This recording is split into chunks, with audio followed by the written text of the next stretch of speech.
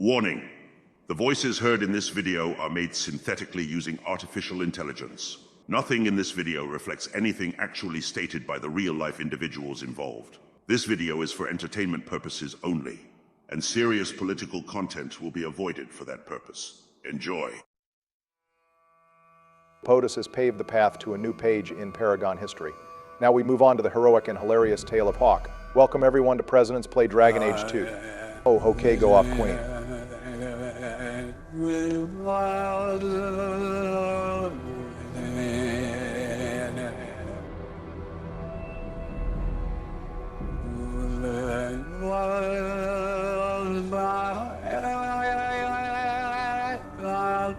Joe, for the love of God, it's bad enough we have to play your favorite game, but can you calm your bardic tits down? I'm already medicated for the new year to even stand playing this game. Don't make me up the dose on the first episode. Fine pissing my Cheerios, why don't you? Donald, why do you need to be medicated? Dragon Age 2 isn't that bad. It's one of the worst things I have ever experienced. Obama, the only thing keeping me going is Mommy Isabella and the viewers. Okay, well, hopefully after a few dozen episodes and experiencing the DLCs, for the first time you'll form a new opinion. I doubt it. Donald's just pissed that Morrigan is nowhere to be found in this game. He doesn't have an actual complaint. Is that true, Donald? Just start the damn game already. With pleasure, and with a new record vote for this channel with over 800 responses, I'm happy to say that Mage Hawke has won. It's time for the Mage Mains to rise up and eat good on this channel. Playing a mage and our big bro Varric being dragged off right at the start? How can anyone like Dragon Age 2 when it starts with shit like this? You're really going to milk this, Donald? Well, it will be interesting to see Joe leading the charge for once in terms of our build, since he has played DA2 the most and he is the mage main. It should make for some interesting content. How did Varric even get captured in the first place, bro, as the most streetwise companion in the series?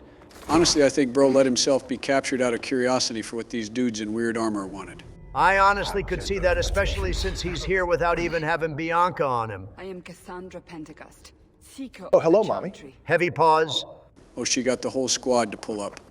And just, what are you seeking? The Varric really is in his sassy man era with Cassandra. She's really holding that book like in that one Boondock scene. Oh, Mommy, please, just push that sword a little closer. Oh, yeah. Wait, megapause what? Joe, I actually forgot the muscle mommy was Barack's favorite romance. What's the play here? Oh, God, quit edging me and just stab me already, Mommy. Yeah, this isn't good. He's playing right now. We kind of need him to be more focused. Joe, you are his vice president. How the hell do you normally snap him out of this? Well, I'm afraid there's only one option, and it's the nuclear one, so bear with me. Hey, Donald, don't you think Dragon Age 2 combat is far superior to Origins? What the hell are you talking about, Joe? Are you having a dementia episode or something? Just play along and improv it, dumbass. Why? Yes, Joe, I think the fast-paced combat of Dragon Age 2 is more satisfying and fun to play. I don't see a reason to ever go back to pause and play tactical combat. Well, you two would just be fucking wrong, because this shit is basically Origins, but dumbed down and without any nuance. Yes, at higher level it makes you feel powerful because the enemies are no longer on equal ground with you, and instead are just hordes of HP pools with basic abilities, while your party are masters of their fields, all with unique abilities. But a fun part of Origins combat is enemies being on equal terms to you, and the fact that we left that behind in Origins is a true tragedy. Welcome back, Barry. Do you think you can exert control over yourself? Because Cassandra will be back on screen 3 more times this episode alone. I will do my best, no promises, though getting me to talk about gameplay mechanics helps as always. Like how this is one of the best openers in the Dragon Age series. Yeah, because if you're a warrior or rogue, you get to see Bethany's massive rack in the exaggerated opener. Big facts from the Big D.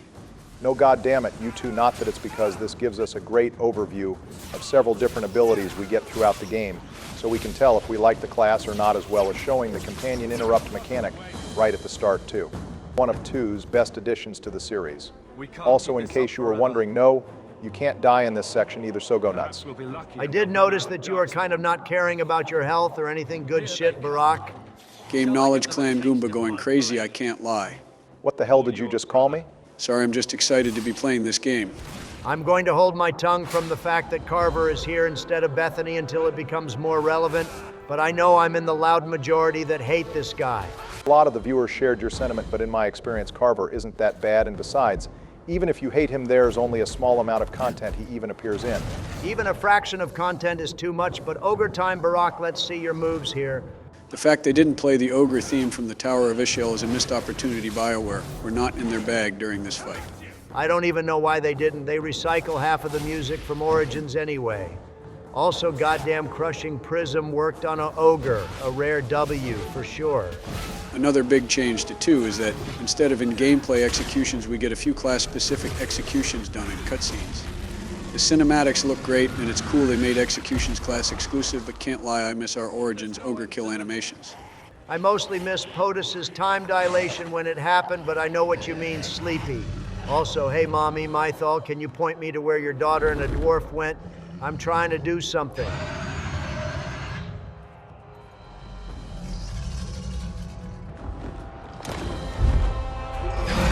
That was a cool transition. Our editor needs to step up his game. Not going to lie, kind of a massive L from Cassandra here. I like Varric's version way better. Besides, if you didn't come here for lies, you probably should have rounded up Meryl. Instead of Varric, he is quite literally the Grandmaster of Lies. Well, there's a big reason only Varric can be the one telling this story, but let's not get into that just yet.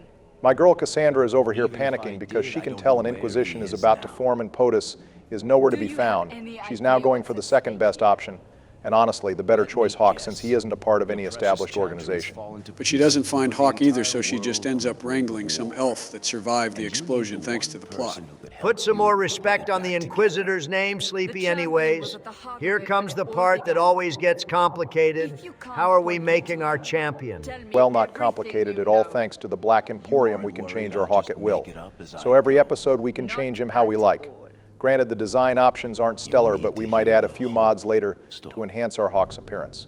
I still think we could have gone with female Hawke over male Hawke. The voice actress is better and far more underrated. Joe, we have been over this. We are 2 middle-aged men and 1 decomposing corpse of a man. We are not going to play a girl. Maybe if you learn to control yourself, we can try again in Inquisition. But for now, get some help.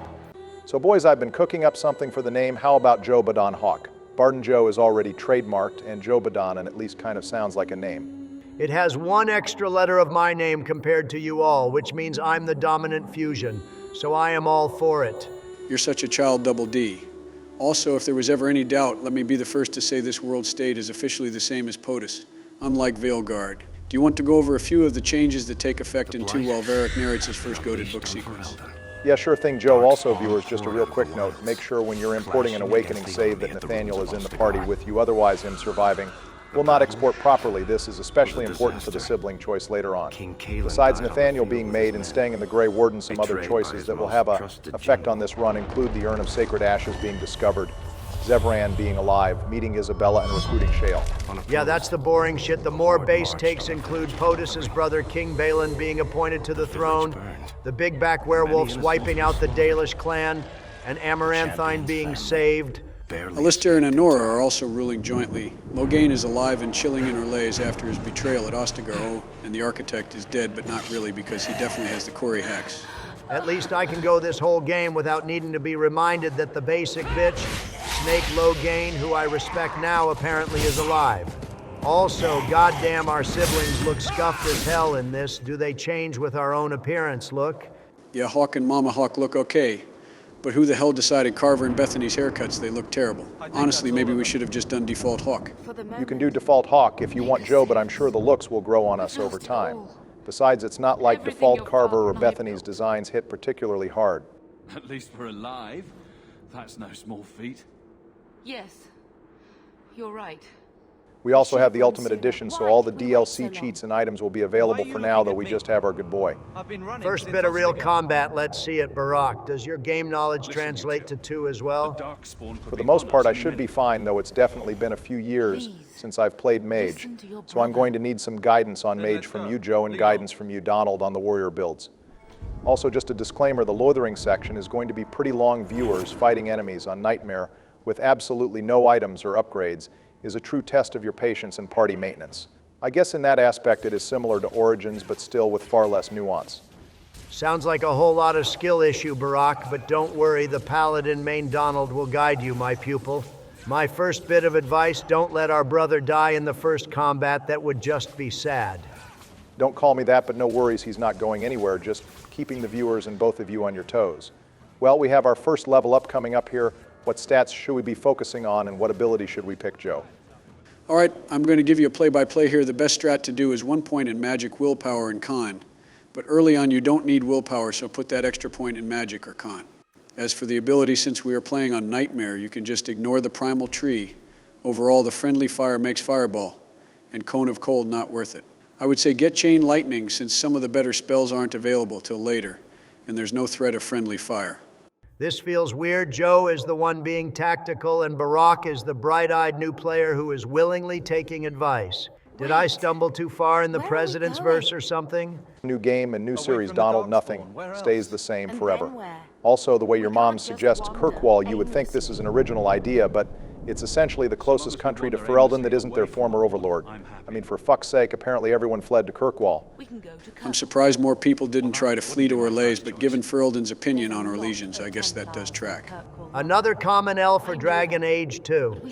This game starts with us literally retreating and running away from the Darkspawn POTUS. Would never. Donald, after Ostagar POTUS, is literally traveling away from the Blight to gather the army. I get only one of them. Was trying to stop the Blight, but let's not act like POTUS was about to solo the Blight with a squad of 3. What are you, Sten or something? Don't discredit my hating with facts and logic. Also look at this bitch-made Templar, yet another common L for the Ferelden-trained Templars.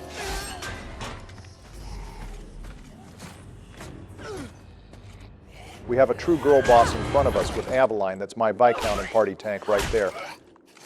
You will not have him. Wesley over here is how us guys look when our girl confronts the waiter for getting your order wrong after we said it's fine. Boxing a Herlock as a non-warden is a totally insane durability feat. I actually forgot Aveline is our first long-term companion in Dragon Age 2. I always think of Varric being our longest bro in the series, but she has a good year on him for Hawke's broship. Well, as impressive as that Herlock boxing was, let's save our future party tank, shall we? While I do, let's go over some backstory on our favorite guardian. Aveline was originally born in Ferelden to a former Chevalier, Benoit Duloc, who was disgraced from his station after his patron was assassinated. Benoit raised his daughter to become a true knight, and when she came of age, Benoit sold off his land and possessions to pay Aveline's way in King Calian's personal service. She served in the King's Guard as an officer, which is where she met her Templar husband, Wesley. Wait, hold on, how the hell are Templars married? What about the whole vows plotline that the Desire Demon mentions when she enthralls a Templar in the Circle Tower? Not necessarily. I can't find a single point of lore that outright forbids a Templar from marrying Templars, or only forbidden from marrying or procreating with mages for obvious reasons. It's heavily discouraged, but a Templar can marry someone provided that whoever they marry understands the Templar's first devotion is to the service of the Chantry and Maker. Templars also always travel, which makes any relationship difficult in fantasy, but not outright impossible, especially if they are a soldier who travels as well. So that Templar in the Circle Tower just had a Riz issue. He wasn't forbidden from getting laid, then got it. Also, I will give Tiny here one thing, bro. Has some balls trying to square up with Hawke when he's leaking tomato juice from his gut. That's some dedication. More like indoctrination, but bro has been whipped thanks to years of happy matrimony, so at least he will drop the smoke for now. Back to Aveline, since she was a part of Kaelin's Guard, I imagine she would be super pissed to find out we let Loghain survive and serve in the Grey Wardens.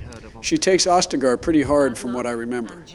She's not the only one. I'm about to throw you and her in a cell room for that, Joe, and see what happens. Please don't. That would be significantly more scary than being thrown in with the necromorphs well 15 minutes in, and you have a full party already let's go. Don't jinx it, Joe. Well, boys, while we fight through the next few dark spawn waves, I have a comment question for you all.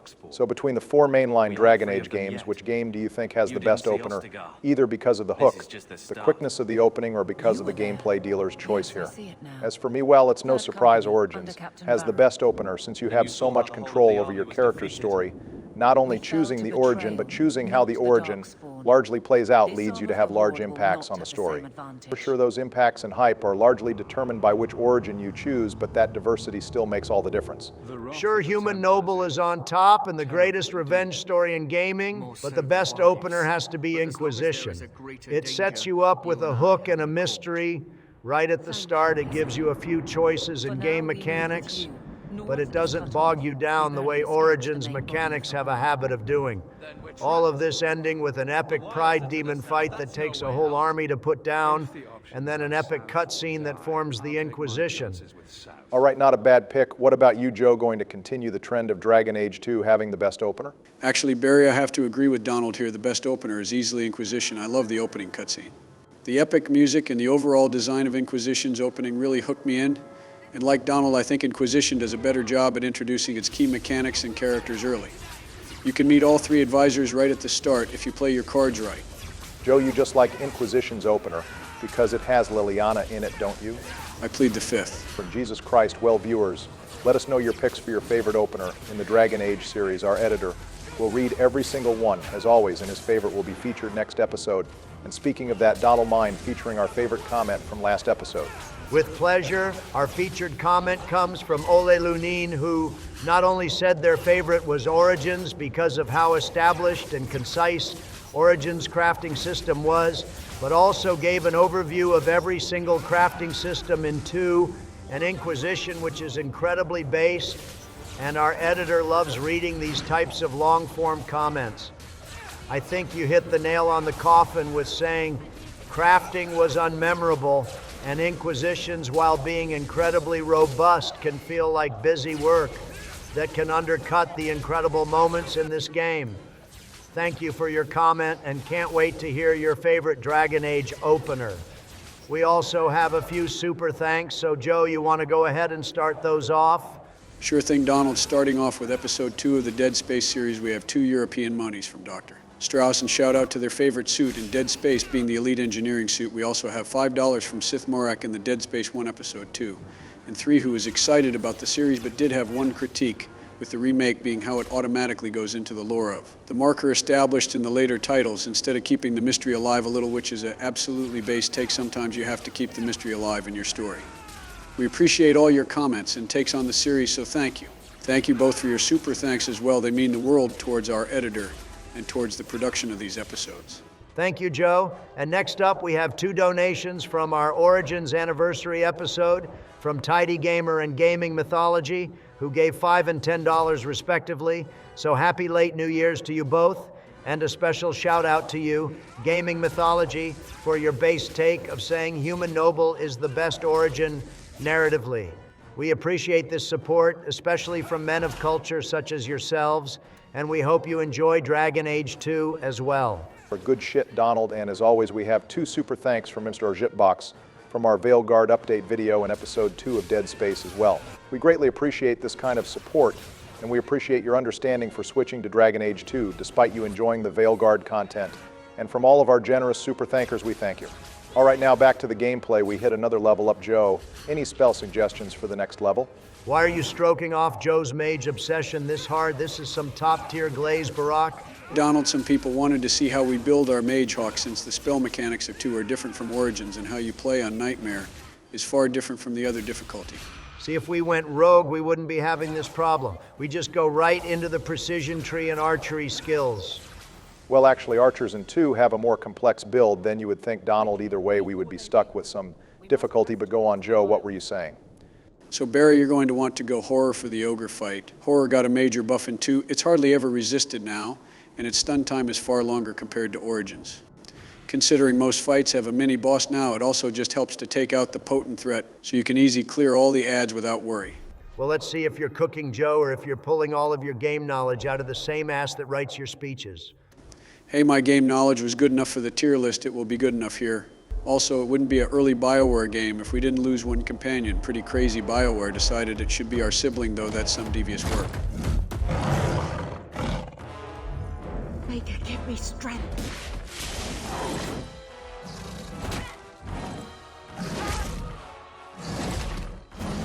It sets the theme well that unlike the hero of Jobadon Hawke, doesn't really get a happy ending in this game. The most he can get is some friends and a waifu to share the struggle together. Besides that, this game is going to kick him in the nuts a lot.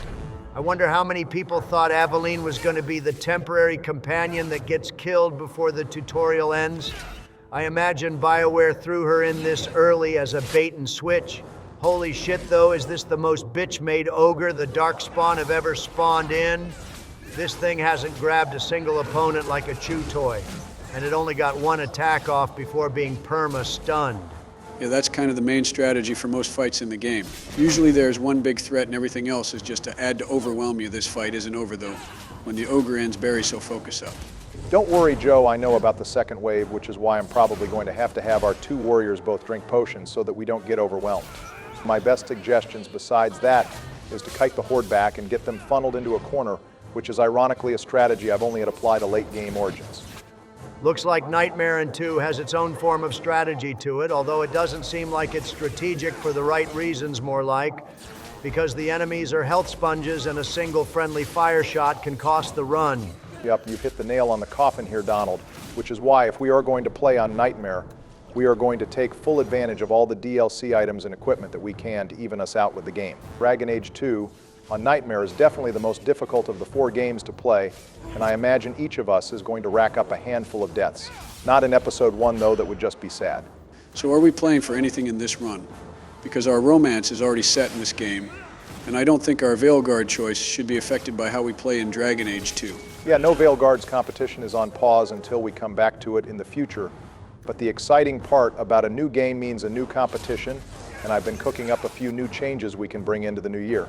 I propose for Dragon Age 2, we keep a death tracker since bosses in Dragon Age 2 are less obvious to tell compared to Origins, and this game is going to be overall harder than Origins in terms of deadlier encounters. The losers of this competition has to admit during the end of the series who the best romance in Dragon Age is. To all of our viewers, the winner obviously decides on who the best romance is.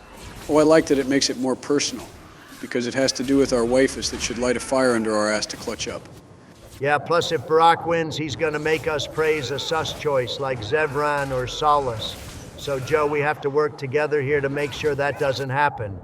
Why would I do that? In fact, Barry, shouldn't Donald's 5 deaths in Origins count towards the competition? I will literally throw you out the window next week, Joe. Oh, well, that's announcement to Joe. In addition to the death competition in this game, we will have an overall Dragon Age death competition for all 3 games, and the winner will get to play the Trespasser DLC, which allows that president to close up several major decisions as well as they will. Make some of the few canon choices that make it into Veilguard. Wait, how the hell is that fair? I want to punch the egg, and that means I'm already starting off at a -5 disadvantage here. This shit is rigged.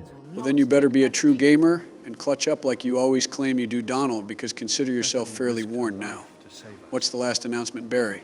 The third one is relevant to all of us. At some point during the mid-season of our series, our editor is going to make a President's Death compilation of all the games we are currently playing. So now our failures will be shown for the posterity of our viewers, so you better focus up. Jesus Christ, 2025 is not off to a great start. Even out of office, you 2 Democrats are screwing me. It doesn't matter though, because if Mommy Morrigan's honor is on the line, then I'm already destined to clutch this W. I'm calling it now for all of the viewers.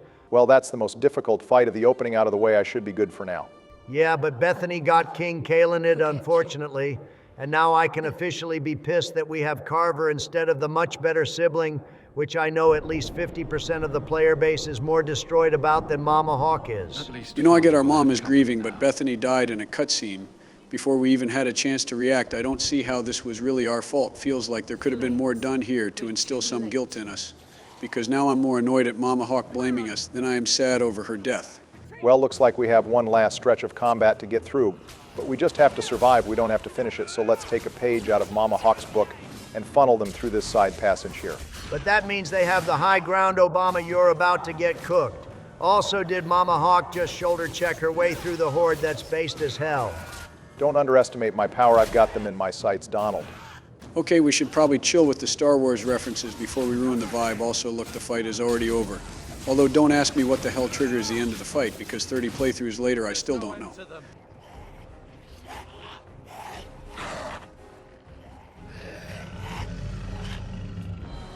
Wait a minute, what the hell? I already killed you in Origins. Why are you here, Grandma Mythol? Nope, canonically the destruction of Loithering happens during the completion of the first main army recruitment quest. In our world, POTUS is probably taking a nap by the Fade Demon in the Circle Tower as this is going on. So the sequence of events in our world by Flemeth's perspective is she flies Hawke all the way to Guerin then. As soon as she gets back, POTUS pulls up and kills her.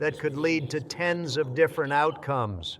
I've been adamant about this for years, but the sibling choice should have been left to the players instead of determined by class. I get it's a balancing choice to guarantee you have a mage in your party, but it wouldn't have been the worst thing since you can get Merrill and Anders fairly early in Act 1 anyway. Carver leaving to join the Templars could have been explained by him, just being an asshole and wanting to one-up you if you didn't take him to the deep roads as well. I never considered the sibling a full member of the squad anyway. They're more of a temporary companion and not nearly as fleshed out as everyone else. Carver here is barely affected by our sister's death either, and that's their whole twin. Honestly, Carver here earns the award for most emotional male sibling to exist. We brothers could have their family annihilated, and we still are just here like the chill guy meme. Still, despite saying that I will still let Aveline make the choice herself. You can give your justification and I will give mine. I'm taking him out because him being alive is a disgrace to the strong Templar order, and as long as we let him in the club, the robes will think they can get away with blood magic and free will typical bullshit. Jesus Christ, Donald Aveline is having an old Yeller moment. Can we put aside the mage hate for 5 minutes and press F in chat like proper men of culture? Don't tell me what to do. That being said, fine, I will give the big girl her moment.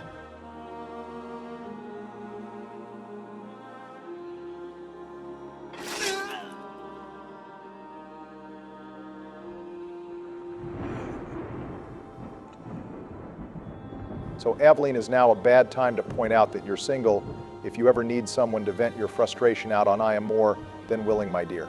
Jesus Christ, I forgot how down horrendous you are when it comes to muscle women. Barack, don't make me get the hose. You are the last one to be clowning me, Mr. Swedish. And besides, either you watch me ask Cassandra to crush me or ask Aveline to throw me around, but you can't have it both ways. I'm allowed to have my needs same as the rest of you. In fact, given everything I put up with in Origins with you two, I think I've earned it. Well, it doesn't matter because we are locked into Merrill in this playthrough anyway, boys. My interactions with Aveline have no impact on your relationship with Merrill, Joe. I can promise you that much. Yes, same for my daily interactions with Isabella in the corner of the Hanged Man. Guys, are we really about to pass our Hawke around like the town pump? I mean, that's probably appropriate for how chaotic our squad is about to be. But I still feel weird about it. I really wouldn't worry about it, Sleepy. And speaking of romance, isn't Guerin your boyfriend Loghain's territory, Barack? That it is, and this is essentially the last time I get to talk about it, so I might as well while Varric sets the scene. Guerin is directly east of Ostagar and is the land Merrick gave to Loghain for his service in the Orlesian War. This is also where he raised Enora with his wife. Guerin, unsurprisingly, doesn't do well after Loghain is either killed or shipped off to the Wardens. It became largely overwhelmed by Darkspawn during Loghain's regency, and after the fifth blight, the land could be handed over to the hero of Ferelden if they ask for a title with riches, or is left otherwise unmanned, likely falling to the leadership of the crown. The last thing we know about Guerin is sometime after the Landsmeet Loghain's home is raided by Ferelden citizens and completely looted, including the armor he fought in the Ferelden Rebellion in.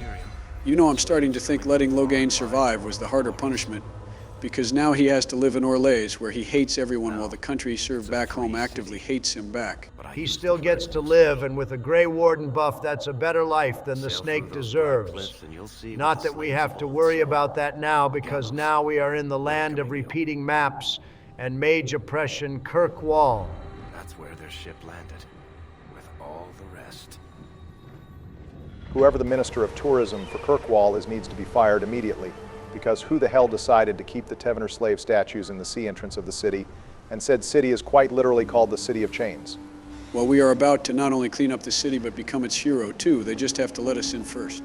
I assure you, no matter how hard you try, Kirkwall is still practically the Omega of the Dragon Age world. There's no cleaning it up.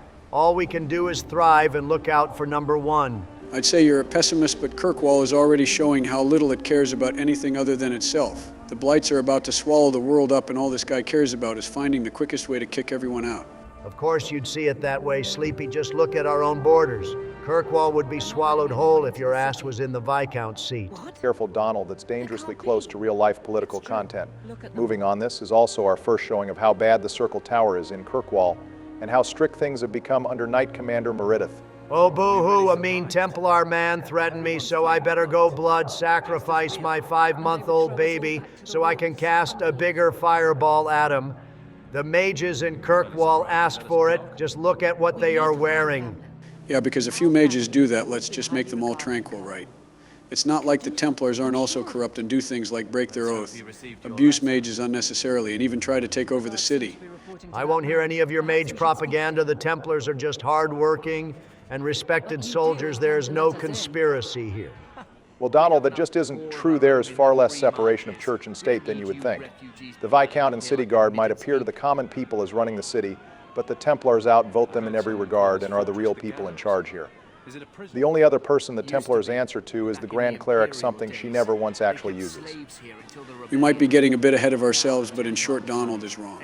False in short, the Templars are right, and every mage is a blood mage until proven otherwise. Are mages imprisoned here? Well, no more than anywhere else. It's a circle of magi now. Magic is to serve man, not rule. I just realized they called him captain, as in this guy is the captain of the guard right now. Isn't Jevon supposed to be the guard captain? Yes, this dude is in the same position that Jevon and Aveline will one day fill. Apparently the captain of the guard in Kirkwall is just a heavily rotated position, and it's a miracle Aveline stays in that role as long as she does. Tell me, how did your family escape Lothering? Almost everyone who hadn't fled. My brother. If he wasn't with us, I don't think we'd be here.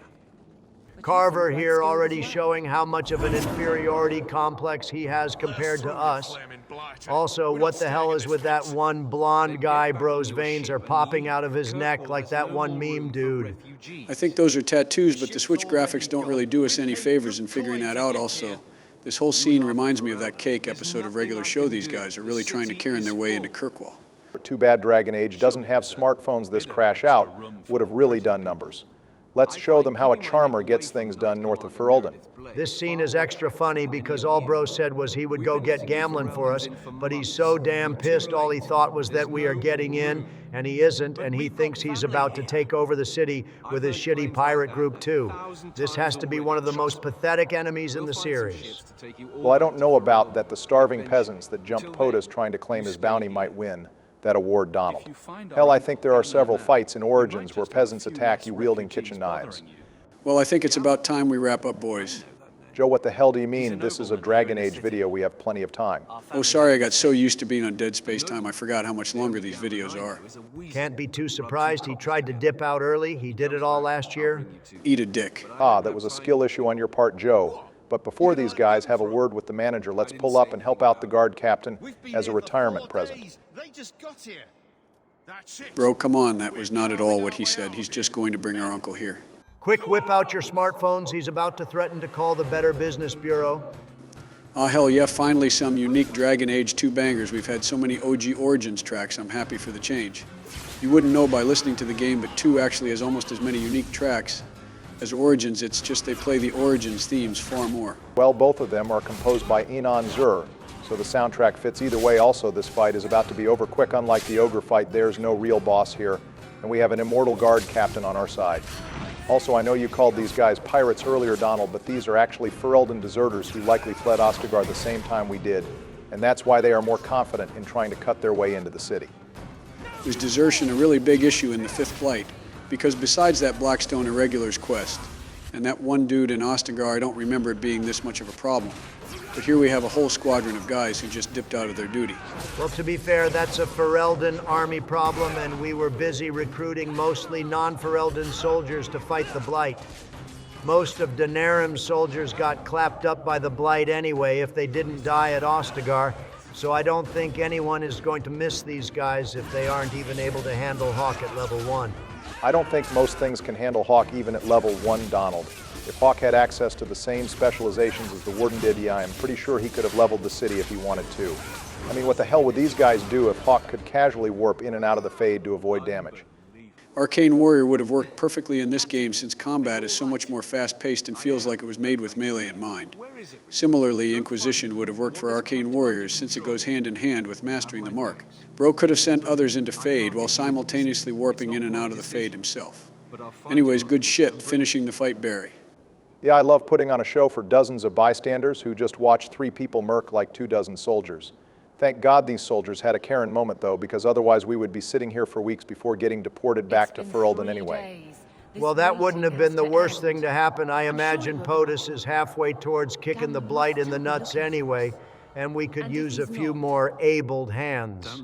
Kind of crazy that there's thousands of Ferelden's who weren't able to get into Kirkwall to escape and probably spent 90% of the fifth blight just traveling from ship to ship.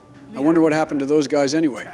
I don't know, but imagine telling your grandkids when they ask where you were during the fifth blight that you were just hiding away on ships the entire time. Also, I know it may not look like it, but it's 3 days later, and we are still waiting for the guard captain to find our uncle. This game does some wacky things with time. It reminds me of that failed Feywild plot George put us through in our D&D campaign, when suddenly it's been a year later. Sometimes it works when it comes to our companions, but losing years of time with only casual suggestions as to what we were doing just doesn't do it for me. And yet somehow, this is your favorite game in the series, Sleepy. Make it make sense. What the hell were we doing for food and water for 3 days since we are broke? I mean, did we start going Donner Party in here? I know it's hard to imagine going 3 hours without McDonald's, but I promise you no one resorts to cannibalism that early. Besides, I'm sure we found something for food. We have a few coppers on us. Unlike our broke-ass Uncle Gamlin here. I can't bring myself to hate Gamlin, our mother and siblings, certainly act like he's a terrible person, but I think he's just someone who shouldn't be trusted with money and is emotionally immature. While annoying, since video games are supposed to be an escape, his character is very realistic. If you're telling me you don't have someone in your family like Gamlin, you either have a very small family or you're lying. While we're on that topic, I always found it weird that our mother calls Gamlin set up slavery, but it's something Hawke volunteers to do to get his family safely in Kirkwall. Also, I'm fairly certain they pay us something for our work since we start off with a little bit of income and new equipment after the time skip. As a businessman, I can assure you that whatever Hawke agreed to was more akin to indentured servitude than slavery. Besides, our bosses may be assholes that do shady shit, nothing about them gives me the impression they were horrible. Besides, the servitude beats what other Fereldans are doing. Again, if they wanted us to think this setup was so horrible, they should have had the player play it sort of like a playable story where we can make some choices and get an idea of what our life is like before setting us off on the main quest, one might say our origins. A playable origin story, Joe, that could be different depending on what we choose. Nah, no one would want to play that please take your meds. Let's find them and see what they have to say. Oh, Gamlin, I don't know. Eveline, what was the point of you making a fuss over not letting other people incur debts on your behalf, but then you're going to let us do it for you anyway? It's called common courtesy, Donald, and besides, I imagine Aveline, as a guard, helped us several times while we were on the take since both jobs had an illegal shade to them anyway. Either choice gets us what we want, and the only difference is one side quest in Act 1. So how about we have some fun with this and get the most gold possible? You had me at most gold possible, Barack. I don't even care how nerdy and optimal this shit is about to be as long as more money is involved. I promise you, though, Donald, most of that money is going to go towards health potions for us. I think I know what you're doing, Barack, but let the people at home in on it, will you? You got it, Joe. So viewers, like I said, there's no story or gameplay difference between the smugglers or mercenaries besides one quest. So what we are going to do here is hit up the smugglers first and do things a certain way that causes us to fail the smugglers quest and be forced to work with the Red Iron mercenaries instead. You know, one reason the sibling is class dependent is because both the smugglers and mercenaries are interested in having an apostate on their side, and that's why they are willing to invest a lot of money towards bribes to get all of us in the city. That might be the best reason for why one mage needs to be here for the prologue. I can't see these guys investing all this money into 2 average soldiers. Bullshit, Hawke is definitely not an average soldier, and Carver, as much as I hate him, is at least an Ostagar veteran. If he was just average, he wouldn't be on the squad.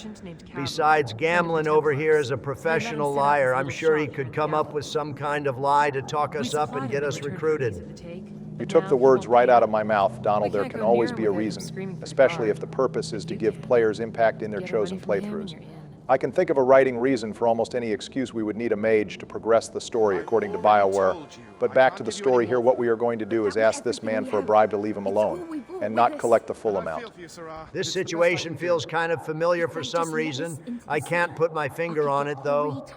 It's almost identical to the situation in Loithering with that Tevinter merchant, except this time he's giving them bad pawn deals instead of price gouging on basic necessities. Ah, yes, of course. The Sigma grind transcends borders. I like this guy. Do we have to screw him over? He's just trying to make it in this difficult economy. The elf said he's a friend of Templars too. Are we recruiting members of our squad? Well, do you like him enough to not get a little money in our own pockets? Because that's what we are trying to do here. Hang on, let's not go crazy now, we might be friends. But my biggest friend is my bag. And considering we're refugees, my friend definitely could use some uplifting. That being said, are we really able to take the bribe without repercussions? That seems too good to not be true. The phrase is too good to be true, Donald, but to answer your question, absolutely not. The smugglers are going to ambush us for their get back in Hightown during Act 1. But that just means we get even more experience and money later on when we take them out. Best of all, that's not my problem anymore. That's either you or Joe's problem to deal with. I just did the setup. Oh, so it's like that now. Barry, what happened to there not being any sides? The only side I'm on is the content train, especially doing paths that some players might not have seen before. Besides, I got us more gold to spend on resources that you all are going to use. The least you can do is fight the Aftermath goons for me. Well, Joe, let's see who gets ambushed by it. Obama has made it clear that it's every man for himself in Dragon Age 2, so it's time to nut up and lock in. This quest does remind me of the smuggling quest on Noveria in Mass Effect 1. You can either carry out the smuggling job as intended, or you can screw over your employer, which ends up with you getting jumped later for more bodies and loot. Classic Bioware quest design, if you ask me, that's what it's all about. Never thought of it that way, but good point. Bioware really loves setting us up to get ganked when we don't do our job right. However, I prefer people jumping us to people asking us to do push-ups when we don't do what the writers want us to do. Also, the Red Irons basically bounce around harassing and killing different nobles in Ferelden, don't they? We are less amoral mercenaries and more so just political muscle. Yeah, sadly, even in video games, we can't escape the political Game Boys, but the Red Irons help showcase just how much Orlesian influence is still in Kirkwall's nobility system, as hiring mercenaries to take out rival families or nobles they disagree with is similar to how the game is played in Orlais. It's a detail showed more blatantly later, but early on it's more subtle in showing how much control and influence Orlais has over the free marches. I mean, hell, even their ruler, the Viscount, is an Orlesian title. And more than half the nobles we meet are Orlesian. What the hell is with all the damn Orlesians in Kirkwall? The fantasy French have to pollute everything outside the great nation of Ferelden. Well, Kirkwall, just like Ferelden, was under Orlesian occupation for some time, although it's not confirmed if the Orlesian occupation was as overbearing and contentious as it was in Ferelden. We don't have any records of the same incidents we see in Ferelden, like with the case of the Black Marsh. Orlais formally took over after a Chevalier freed Kirkwall from Cunari rule and was appointed as the first Viscount. The Orlesian Empire also established the city guard in the same style as Orlais city guard. Kirkwall is also a port city, so it's likely many noble trade families in Orlais moved to Kirkwall to oversee their businesses. Eventually, Kirkwall declared its independence, but it kept the title of Viscount and the city guard that was already established. Unlike Ferelden, it seems Kirkwall didn't exile Orlesian nobles either, which is why we see the game being played in the city even 100 years later in Dragon Age 2. So Kirkwall, just like Ferelden, has only been independent for about 100 years, which isn't that much longer than Ferelden, if you think about it. Yet people look at the Ferelden refugees as if they are some backwater plague, which I guess they also get from their Orlesian roots. You would think they would be on the same side more often, though. Also, that fight was harder than the Ferelden deserters too so good shit clearing at Barry. And we got a level out of killing him, too. Experience and a third level up are not too bad for your first moves, Barack. I see we are grabbing more non-damaging spells, another common mage L in the books, but at least you didn't ask Joe for help this time. Well, I can figure a few things out on my own, Donald. Believe it or not, I have played this game on Nightmare a few times. Hex of Torment has the same general strategy as Horror. It takes a major threat out of the fight so you can focus on clearing the ads, which is the ideal strat. But with all that said and done, we finished the prologue, and now we can once again enter the world of Dragon Age boys to put on the mantle of champion. Yeah, and we are going in as an illegal robe and an asshole brother who is going to bitch at us constantly instead of a sweet sister and a badass warrior.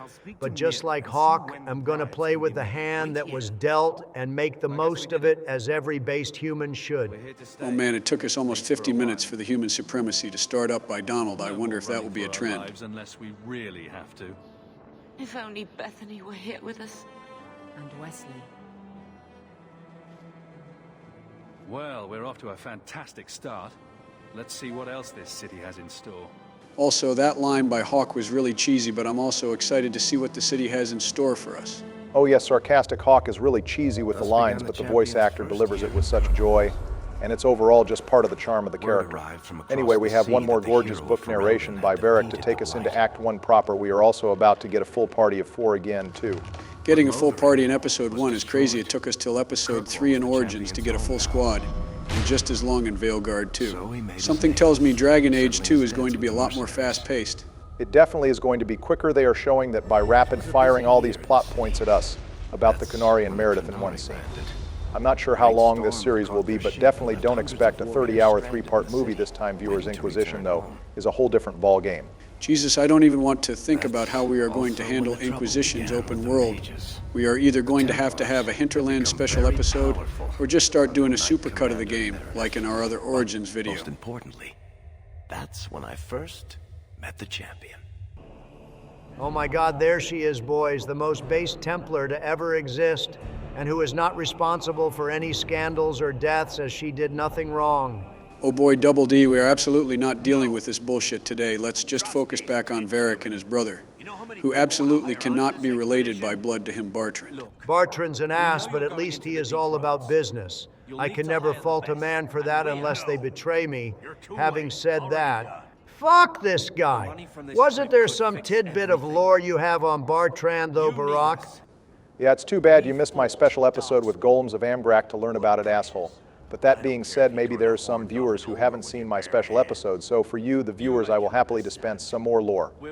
So Bartrand was engaged to a Lady Rella Dace, a member of the Dace family who we met in Origins. House Dace shortly after began an expedition to rediscover the lost Taig of Amgrak and the lost knowledge of Golems within. We explored and discovered the history of the Taig during the Golems of Amgrak DLC. This expedition was largely funded by Bartrand, likely due to his engagement with Lady Dace at the time, but the Taig was buried, and nothing of value was recovered, which burnt a large hole in Bartrand's pocket. This is likely why Bartrand needs an investor to get this expedition off the ground, and why he has been pawning off everything of value he owns in order to fund it. Also, in case you were wondering, Lady Dace broke off the engagement with him because of his obsession with funding this expedition. Bro lost his bag and his girl. I would be pissed off too. Valid crash out if you ask me. Bro is probably one drink away from making a dramatic social media story post. I guess we should be thankful House Dace's expedition went south, otherwise Bartrand would have the knowledge to make flesh golems, or even worse, Hawke wouldn't be able to squeeze into the expedition and make his name on the world. I don't think that's worse than Harvester's getting out Joe, but given the relevance of this expedition on the greater lore of the series, Hawke's involvement was absolutely pivotal towards making it happen. What the hell? Who said this poor could touch me? Secret Service, assemble, your Lord Emperor needs you. First of all, Donald, don't pull that shit yet. We still have one more week, and by God, we are using it. Secondly, here comes the man, and more importantly, the woman, who needs no introduction, Varric, Tethras, and Bianca. Rest in peace, Bianca. No matter how you rank the Dragon Age games overall, we can all safely admit that Varric is in our top 10 companions, and we owe his involvement in the series largely to Dragon Age 2. Plus, this is the game he truly shines in even more than Inquisition. Goddamn, Joe, you were cooking until you fumbled right at the end there. Inquisition. Varric is just as based, and we should be honored he is already scouting Hawke right now. My only question is, how come Varric is based and can see what Hawke brings to the table, and yet still is related to Bartrand, who doesn't have a loyal bone in his body? Well, Varric and Bartrand have almost nothing in common besides James Bartrand was born in Orzammar to nobility before his father got them exiled, and Varric was born in the Surface after the exile. To call them brothers would almost be inaccurate, since shortly after Varric was born, his father died, and Bartrand became the new head of the house on the Surface when he was only a preteen. Varric grew up always having Bartrand in charge and keeping him out of trouble with the Carta and Merchants Guild, so it's easy to say they grew up in entirely different circles. Varric's mom was also an alcoholic too, so it is really unsurprising that he fits right in with the rest of our squad. I'm pretty sure family issues are a prerequisite to join the squad. Also, if we need about 50 gold, then that means we need to find at least 2 large rocks of lyrium and sell them, and we will be set for life. Looks like Bartrand was in the wrong dwarf industry. The lyrium smugglers are making millions while he's struggling to come up with 50 gold. Wait, come to think of it, Hawke is in the wrong industry too, considering how long it takes him to make 50 gold himself. We need to do like 5 or 6 quests to make that much money. Despite the main quest being all about making money, the first act in Dragon Age is one of the strongest acts in the series as a whole. Every quest, whether it be a main quest or a side quest, blend together perfectly. This does, of course, lead to some quests feeling like an unnecessary railroad when you find out you have to complete them, but we will go over each of those when we get to them. For now, how about we recruit Aveline, pick up some free items from the Black Emporium in our home, and begin to wrap up for this episode. That would be fair. We've already finished the entire prologue and got our full party of 4. That's a productive episode as far as I'm concerned. And you're about to equip us for Donald's episode 2. Wait, hold on. I want to recruit Isabella in my episode. And isn't there some kind of prerequisite quest for that? I want Isabella to be the first thing the viewers lay eyes on next time. So go ahead and help a brother out, Obama. First off, not your brother, and second, the requirement to recruit Isabella is recruiting Anders, so I would have to tackle that whole Templar fight, which is historically annoying as a mage Hawke. Oh, what, you're not up to the challenge all of a sudden, Barack? You just want to have an easy episode and leave all the difficulty to Daddy Donald and Joe? Honestly, I'm on board with Donald here. Not just because Isabella will be pure neuron activation for next episode, but Anders is a really useful companion to get as early as possible for Nightmare. The sooner we can get haste, the better anyway for all of us, Barry. I'm going to tell you right now, I have no intention of using that healer robe if I don't have to. I just really want my pirate waifu with us as soon as possible.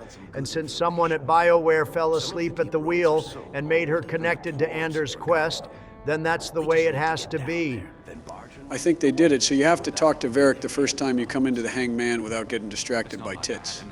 But yeah, Barry, might as well do the setup, otherwise we might forget later ourselves. Fine, in the interest of proving you wrong, Donald, and being a good teammate, I will pick up Anders, but I'm going to need to fully equip the party first, and that includes my girl Aveline here, who's all grown up and in the guards.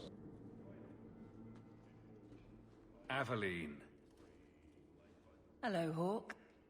Damn, after I dragged you out of the Darkspawn Horde and got you where you are, that's all I get? Don't worry, Donald, my girl is about to give us some lucrative work. Yeah, and she even has our first companion quest for us, which is one of the more important ones to do for the story since it makes her guard captain. Despite this being important to the story, it isn't a main quest. If you don't take care of this with her, she will hire other mercenaries to investigate her captain and prove his corruption.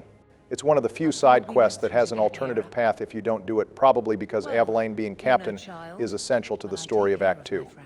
I'll let one of you tackle her quest. I don't care enough about the big girl since I want to recruit the more base party members next time. The city guard seems to be a goddamn revolving door of corrupt captains.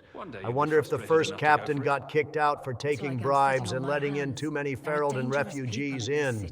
They never say why they kicked him out, but given how much the nobles dislike Ferelden, I wouldn't be too surprised. Also, it makes sense you don't want to promote Aveline as captain of the guard Donald Ewald.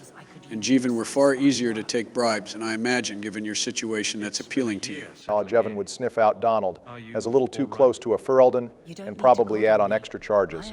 Bro is corrupt, but he's also patriotic and a proud Kirkwaller. Money is the universal language, Barack, and believe me, no matter the homeland, we will start speaking the same language. It'd be interesting to see what vice Jevan would go towards first. Well, you might love Aveline Barry, and I appreciate her loyalty to Hawke, but that doesn't mean I don't have a few problems with her, mostly looking at the fact that here she is disobeying orders and going over her superiors to do some good, but then she says she doesn't trust Carver to be a guard for. The same damn reason. If I can run some defense for Aveline here, I think that is less her being a hypocrite and more so her underestimating Carver's abilities as a soldier and as a person. That being said, as much as I love Aveline, it's a constant problem we will see with her either overly trusting her guards or not being confident enough in herself politically to take action and fire her guards. That's fair. I guess doubting Carver is on brand for everyone in the squad. Still, it sucks that no matter what choice you make for Aveline, it ends up not having an impact on how she runs things as guard captain. Sure, you can decide if she stays the captain of the guard or if she leaves, but you can't help her make changes for better or worse. Yeah, Aveline is one of the companions who has far less impact on how her story plays out, especially compared to, say, Meryl or Isabella. I would almost say Aveline becoming Viscount doesn't even make sense given what we see from her in this game. Hang on, I wouldn't say that now. Let's not go crazy. Jumping the broom, Sleepy, let's move on before this changes to Presidents over Analyzed Dragon Age 2. So what setup are you trying to do, Barack? Well, we have to unlock all the crafters, which means talking to them around all 3 districts of Hightown, Lowtown, and Darktown, so that we can start crafting poisons, runes, and potions from our house. We have to travel to Lowtown and Darktown anyway for the Anders quest, so this is on the way for us anyway. All the crafters apparently work with us because we helped them out while we were working for the smugglers or Red Irons. We don't know what we did for them, but for side characters like them, it doesn't really matter. Considering this is how in-depth crafting became in 2, it's no wonder nobody listed it as their favorite system. There's barely any collectibles and there's no skills anymore either. It's just throw money at one thing and get another, which makes the crafting more of a shop.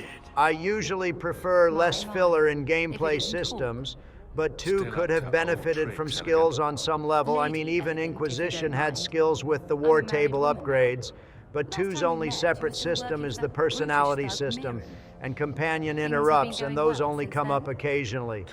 Well, your class also has impact on the interrupt system as well, but still including some skills like trap making, combat tactics, stealing and improving them instead of outright removing them, is always the preferable options.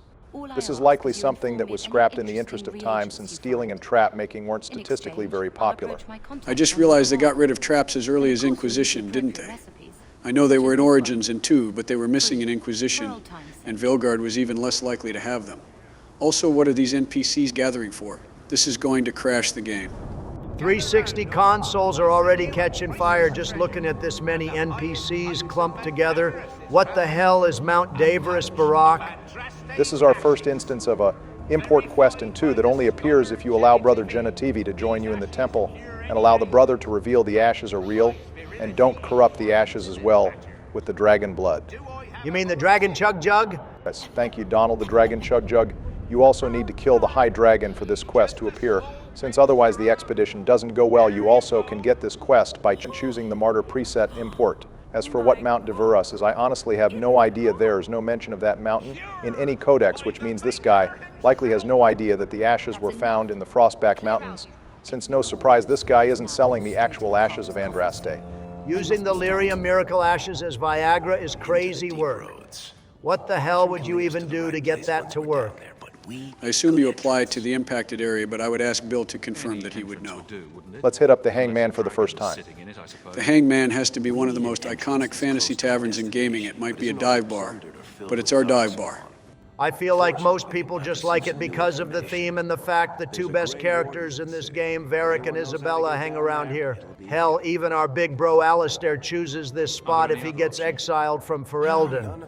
The Hanged Man is obviously a reference to the Hangman Tarot card, which is a common theme as companions in Inquisition, and Vilgard also have tarot card art styles.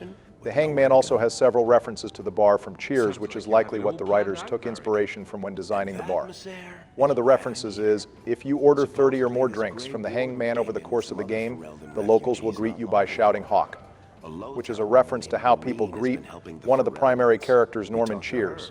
Dope show, but I doubt most of our viewers are old enough to know what the hell that is. Obama.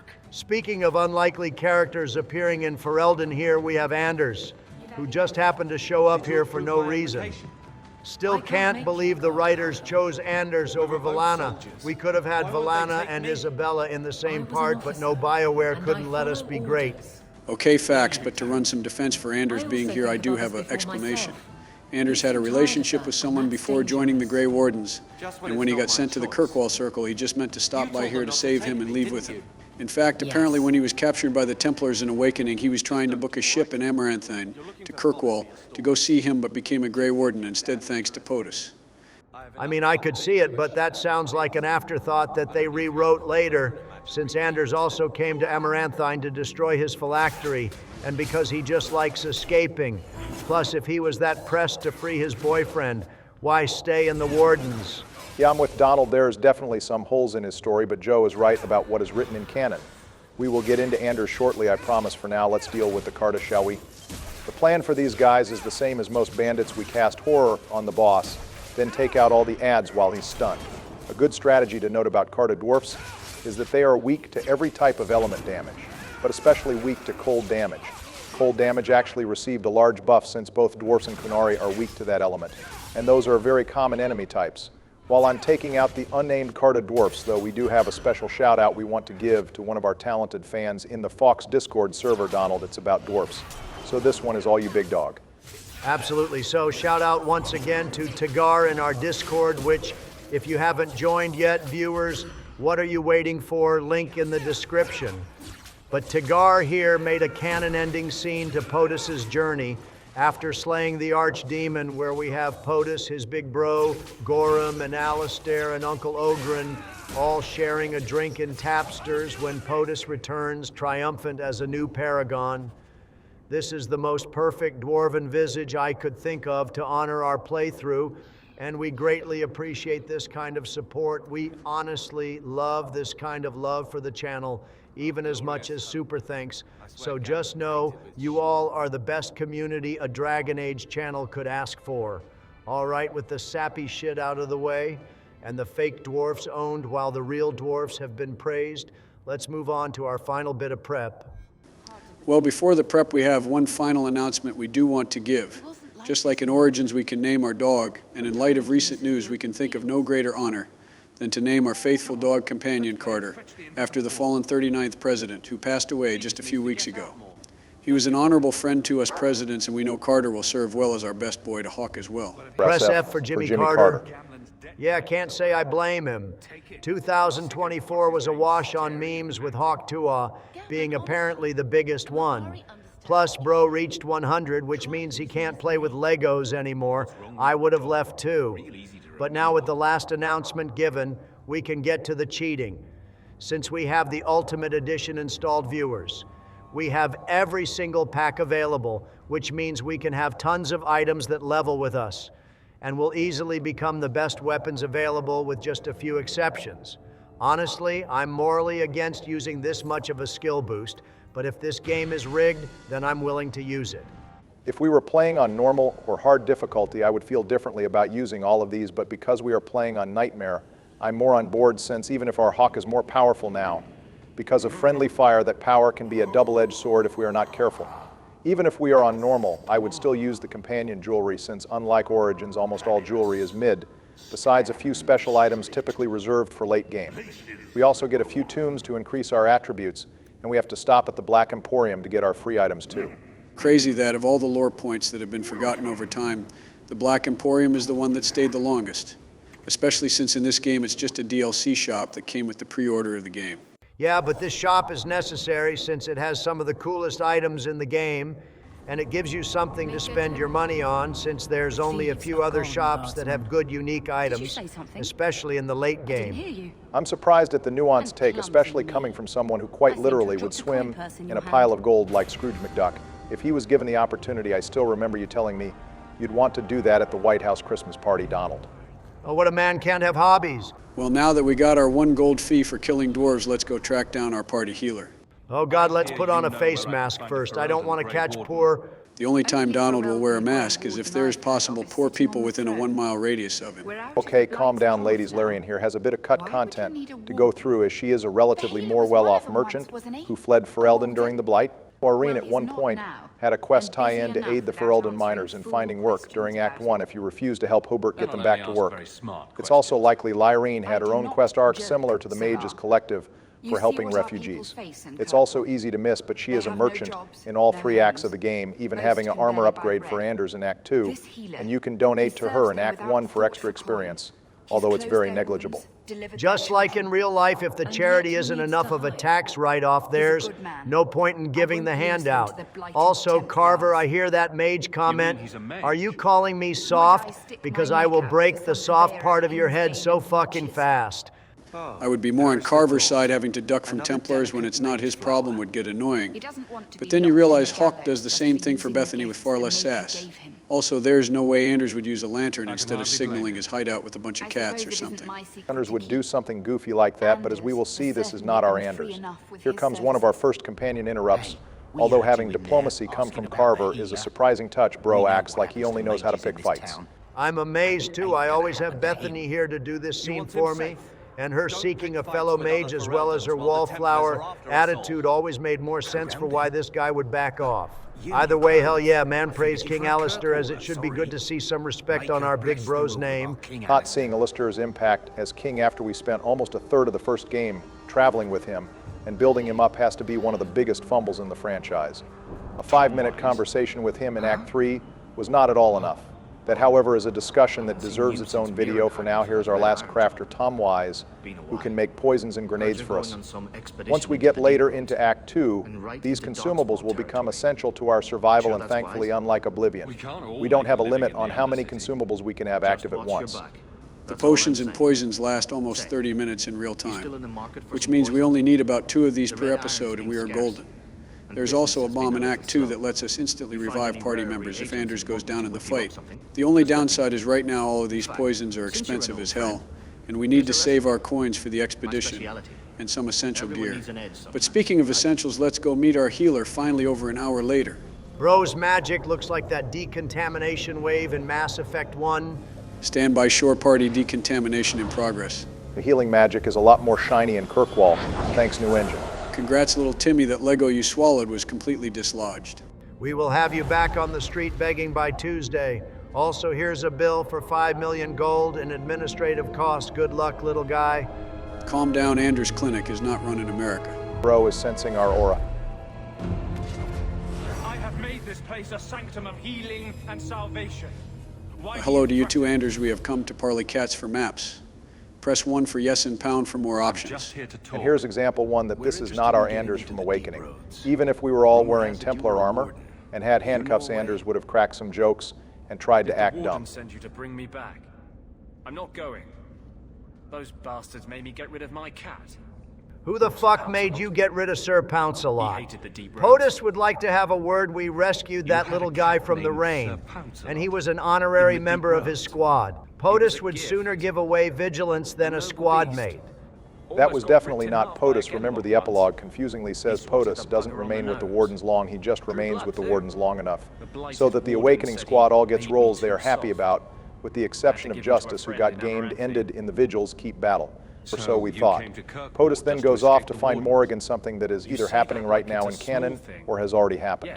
The first Warden must have heard about their Warden commander leaving his post to go find a goth girl and sent a New Orlesian detachment, which likely included a man named Stroud, who we will meet later. The biggest benefit to sparing Loghain is we don't have to deal with that wet blanket Stroud outside of 2, since he won't even exist in Inquisition now. Yeah, sure, whatever helps you sleep at night, Joe. He still is a goddamn traitor. Why does Anders sound different, by the way?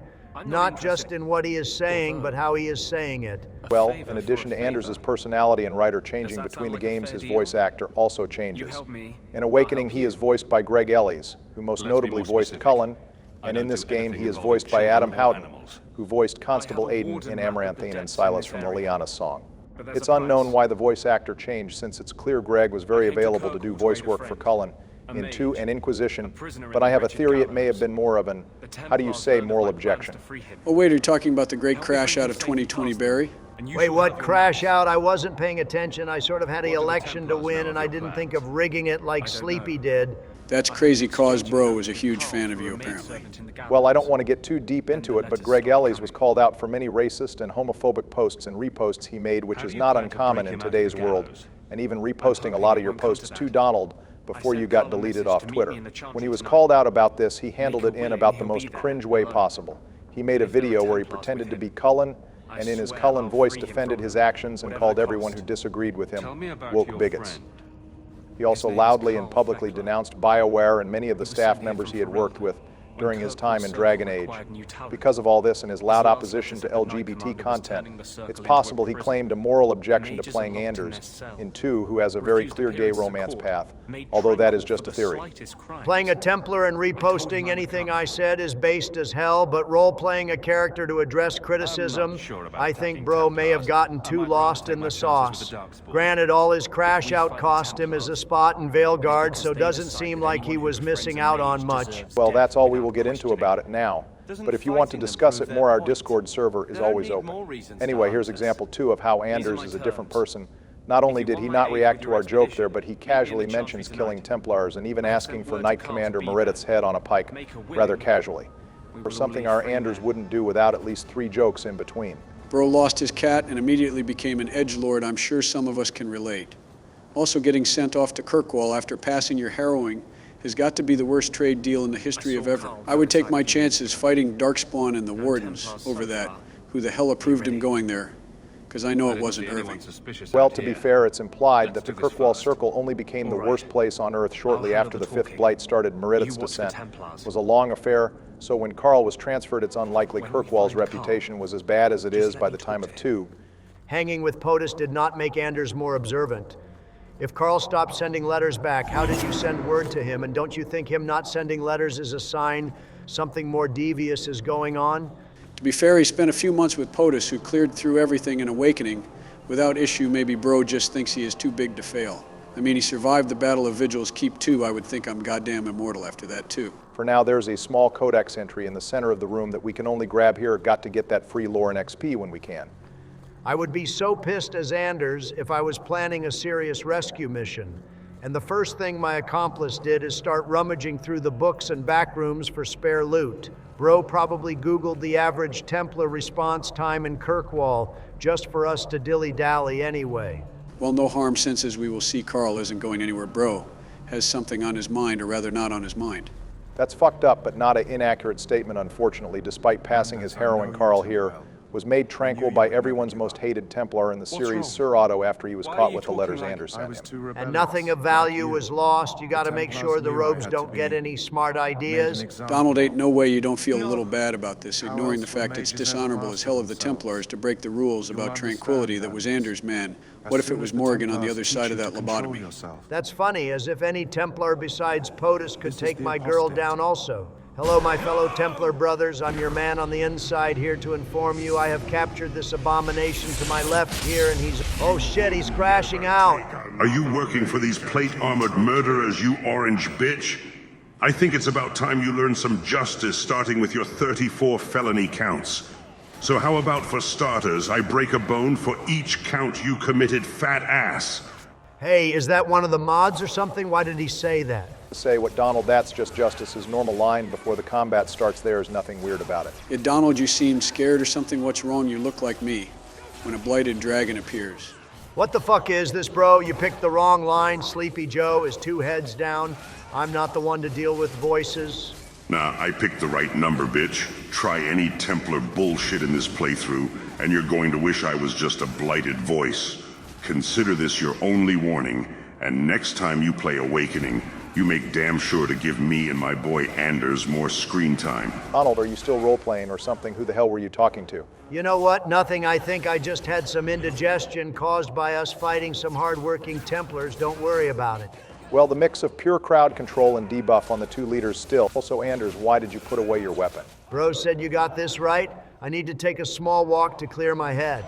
This scene is what turned me into a full-blooded mage supporter. Tranquility has to be terrible if the second you are cured of it, you beg for death. So how does tranquility really work? Because it looks like just having a spirit nearby can reverse it, at least temporarily. The process of tranquility is not entirely known, other than the fact that a lyrium brand is used on the head. It's likely this brand suppresses emotions and the connection to the fate of a mage. This does not make them technically immune to possession, but rather being made tranquil is the equivalent of bug spray to demons and spirits. Since demons desire humans and mages because of their emotions and experience.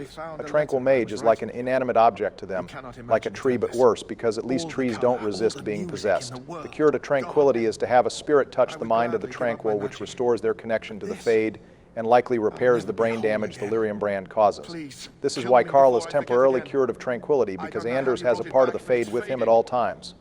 Like I said, those spirits and demons avoid tranquil and don't naturally go near them, so the only way to cure them is to have a medium or a spirit-sensitive mage, like Wynn actively convince the spirit to help the tranquil.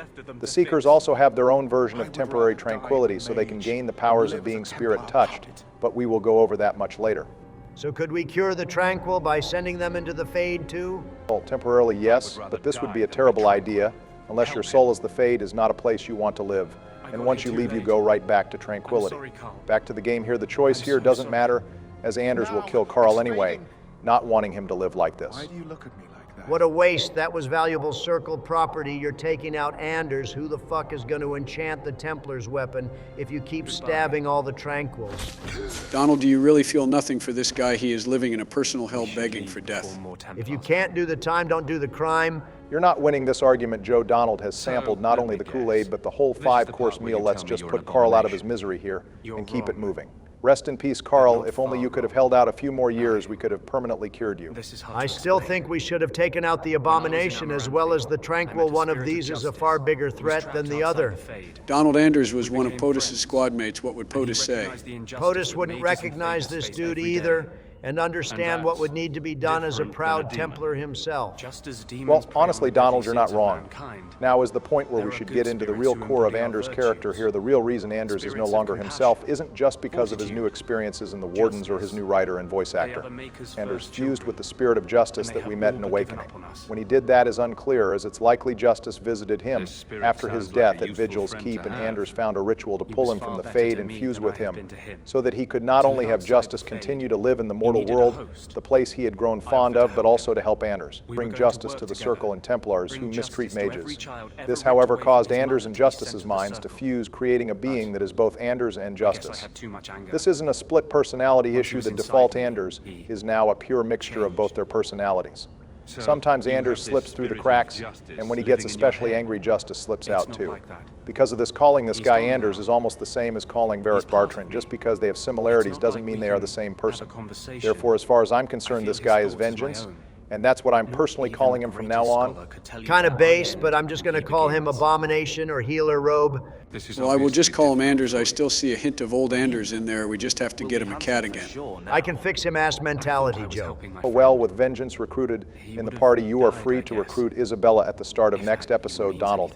But that's going to call it for my maiden voyage in Dragon Age 2. Given the length of this episode, Dragon Age 2 episodes are probably going to be on the longer end, which I'm all for. This game deserves it. Yeah, I'm sure you would say that. Well, viewers, next time I will head to the Hanged Man to recruit our pirate waifu and the rest of the squad as well, so get hype. Oh boy, that should be interesting. Well, viewers, thank you all so much for watching. Don't forget to like the video, to thumb Joe's ass, and answer the comment question on your favorite opening in the Dragon Age series in the comments below. If you want to talk about anything Dragon Age or gaming related, or to see video previews, join Fox Discord link in the description. And if you just want to see more President's AI content, join AI Force One, where our editor is a verified creator, along with several other talented individuals, and join a community 1,000 strong. We appreciate all of your support as we enter a new series, and we can't wait for the story to unfold around you this year. But for now, stay safe, Obama out.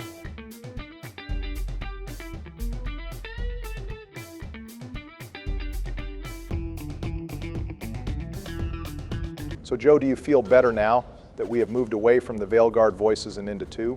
Yeah, I haven't had a dark whisper in my head all episode, and that calling in my brain urging me towards 2 feels better than ever. Well, that's good to hear, man. You deserve the break. I don't know what was going on with Donald earlier, but as long as it stays to one of you at a time, it's more manageable. Anyways, come on, man, let's go get some ice cream from the White House kitchen one last time for old time's sake. Wait a moment, what be? A skill issue?